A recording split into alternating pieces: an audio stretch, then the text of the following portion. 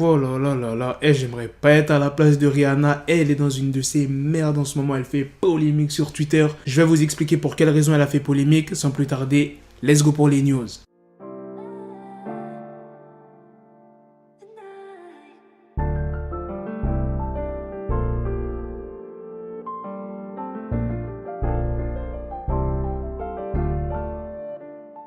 Alors pour commencer, pour ceux qui ne connaissent pas trop Rihanna, elle possède 3 entreprises aujourd'hui, hormis sa carrière. Alors la première entreprise, sa maison de couture Fenty, la deuxième, Fenty Beauty, et la dernière, la collaboration entre Fenty et Savage. Et ces 3 entreprises à Rihanna font partie des 10 marques de stars les plus rentables au monde. Maintenant, parlons de ce qui a fait polémique. Dernièrement, c'était l'édition 2020 du show de Fenty et Savage qui a été diffusée sur la plateforme Amazon. Jusqu'à là, tout va bien. Mais lors de ce défilé, il y avait une chanson comprenant un hadith. C'est un recueil des actes et paroles de Mahomet et de ses compagnons à propos de commentaires du Coran ou de règles de conduite. L'ensemble des hadiths constitue la sunna, un modèle à suivre pour les pratiquants de la religion. C'est quelque chose de très sacré dans la communauté musulmane et lors de ce défilé, il y avait plusieurs grosses personnalités telles que Paris Hilton, Lizzo, Young Thug, Travis Scott, Rosalia, Cara Delevingne, Demi Moore ou encore Willow Smith. Le morceau qui a été joué lors du défilé qui fait polémique s'appelle Doom et il a été composé par la productrice française Coucou Chloé, qui est sorti en 2017. Pour les gens qui ne sont pas sur Twitter, je vais vous montrer plusieurs tweets et tu vas voir, c'est pas des conneries, il y a plein de gens qui sont remontés contre Rihanna. Par exemple, celui-ci, Rihanna est responsable de cela même si elle n'a pas choisi la musique, elle a embauché son équipe et elle a dû entendre les chansons à l'avance. Ce n'est pas parce qu'il s'agit de Rihanna que vous devez lui donner un laissez-passer gratuit pour manquer de respect à une religion. C'est tellement troublant de voir comment Rihanna et son équipe ont utilisé une fille musulmane hijabi dans leur ligne de maquillage Fenty, mais ne peuvent même pas prendre le temps de se renseigner sur sa religion. Une ligne qui est censée représenter la diversité, non moins. Et il n'y a pas que les Américains, il y a énormément de Français qui ont réagi et une grande partie demande au boycott de Rihanna. Utiliser des femmes voilées dans ses campagnes pour prôner la tolérance pour ensuite faire danser des mannequins dénudés sur un hadith de la fin des temps du prophète, paix sur lui. Quel hypocrite MDR, trouvez pas d'excuses et boycottez Rihanna seulement. Ah oui, je vous l'ai pas dit, mais les mannequins qui défilaient, elles étaient en tenue de lingerie. Donc, ça passe encore moins. Rihanna, je comprends pas comment ça a pu passer. Sérieux, avec les équipes de prod derrière, il y a personne qui a tilté. Sérieux, c'est trop grave. L'équipe de Rihanna a validé ce son sans avoir fait de grandes recherches et maintenant c'est Rihanna qui prend tout. Ce qui est normal parce que c'est sa marque, c'est son image. Bien évidemment, c'était pas intentionnel, mais ça reste quelque chose d'irrespectueux. Donc, tout à l'heure, je vous ai dit que le morceau Doom a été faite par une productrice française qui s'appelle Coucou Chloé. Et bien elle s'est excusée sur les réseaux. Elle dit: je tenais à présenter mes sincères excuses pour l'offense causée par les samples vocaux utilisés dans ma chanson Doom.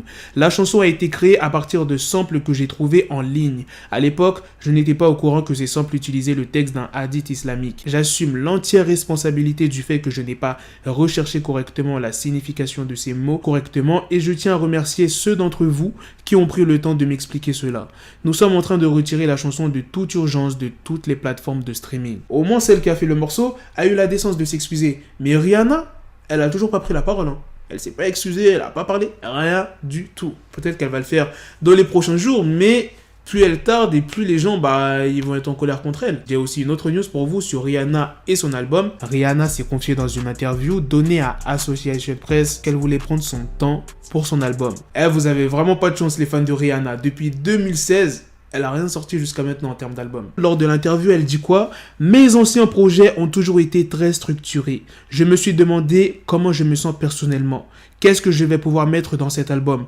Comment je vais jouer avec mon art et comment je vais l'interpréter? Je veux m'amuser avec la musique. Nous traversons une période très compliquée. Le monde dans lequel on vit est très pesant tous les jours. Je veux aller en tournée, mais je ne peux pas. Et je me demande comment je vais faire pour créer ne serait-ce que des visuels. J'adore les challenges, alors croyez-moi, vous ne serez pas déçus par mon prochain album. Ouais, mais Riri, tes fans commencent vraiment à s'impatienter. Ça se trouve, ses fans actuels écouteront son album quand ils seront en maison de retraite. Parce que là, ça commence à faire long. Après, si elle sort un album de qualité, ok, c'est pas la fin de la vidéo, j'ai une autre news pour vous. Mais cette fois-ci, c'est pas en Amérique, c'est en France. Booba continue avec Barack Adama, mais cette fois-ci, il n'a pas parlé. Il a juste montré des screens dans sa story Instagram. Et regardez les screens en question, ce sont des anciens tweets de 2012 à 2016 où Barack Adama déclare que Booba est le numéro 1. Le titre Tony Sosa de Booba m'a mis une teutard prod, lyrics, lol. Deuxième, j'écoute Lunatic poto, Booba est le rappeur numéro 1 pour moi. Le son des carrières de Booba m'a mis une tarte. Booba, bravo, l'album c'est quelque chose. Pinocchio, lourd. Ah ouais, il kiffait bien Booba.